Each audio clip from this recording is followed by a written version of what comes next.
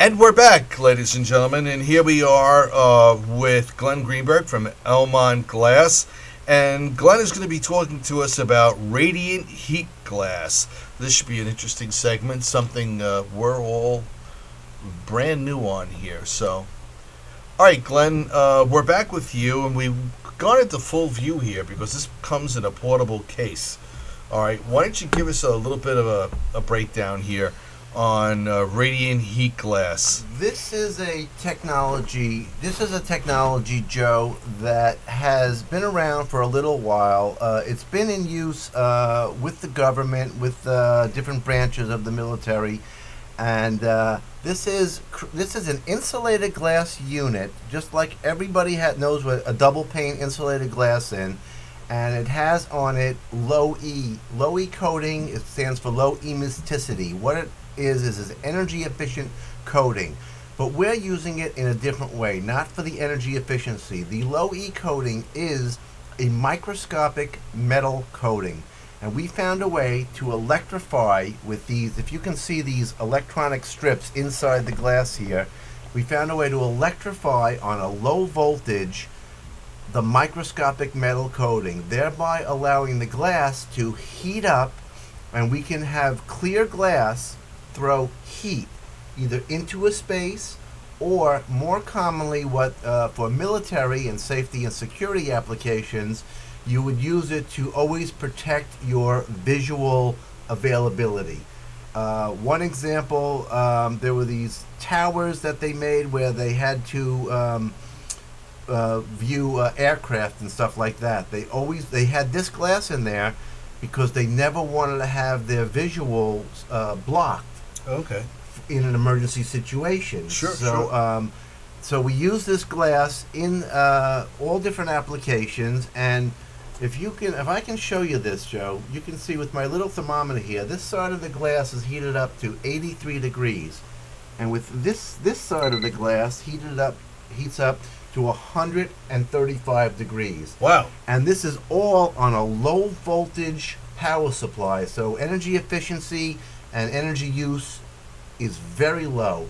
It's a fantastic technology, and I think that if energy prices were to spike through the roof, this would come into such fashion that people would be loving this so much, and you can just change out your windows in your house.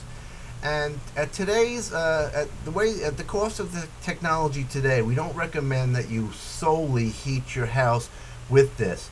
But how we use it to make it very energy efficient is, say your mother or your girlfriend or your wife, she always sits near the same window in the kitchen, in the bedroom, in the den. Sure. What do you do when it's cold out? You turn up the heat in the whole house. Right. Now you don't have to do that. You can just turn hit on the windows. 2 or 3 windows on a low voltage, and it's fantastic. So that is low voltage heat from microscopic metal coatings. And to be honest with you folks, I'm looking directly at this, and I can't even see the wires that are in there. Put your hand on it. You can feel it. It's radiant heat. That's the cool side, and that's the hot side. Yeah, you really can feel that. That's hot. And I have it on low. You can even put it on hotter. You can melt snow in skylights. You can eliminate condensation on windows, or you can generate heat. We even have one house that we're doing right now in Aspen, Colorado, where they have extra money. Sure. They're using the switchable glass on one side for privacy control. Okay. And they're using the heat glass on the outside just so that they never have any condensation or snow or ice on their windows. Well, I guess that's one of the bigger things out at Vail when you're skiing out there. You want to be able to see the beautiful sights out the window. That's true. The $1 million So views. there's all sorts of different demands for different areas, right? So that's kind of cool. Now, in this area, you say it enhances visual sight and weather extremes for surveillance. So that's hot or cold, I would assume, correct? Well, mostly for the heat, eliminating the condensation, snow, and ice on the windows. Okay. And it enhances visual weather and extremes for surveillance as well. Obviously, we went over that aspect of it. All right. The safety options for security and energy savings in adverse weather conditions. We kind of went over that, I think. Yeah, right? Yeah. Okay. That's right. And can be combined with other technologies for multiple custom creations.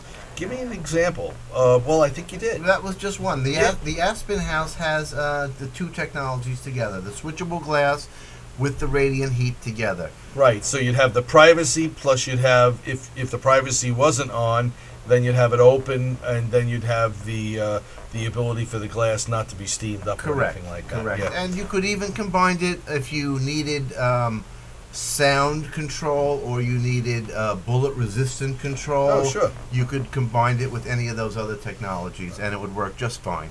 Okay, well, that does our piece on radiant heat glass, and that's it's all fairly new to me. I hope it's new to you folks as well, and hope that you enjoy it. Anything else that I don't want to just cut you off here? No, I think you've done a good job, Joe. You covered it. Okay, so that's radiant heat glass, and we'll be back in just 1 minute.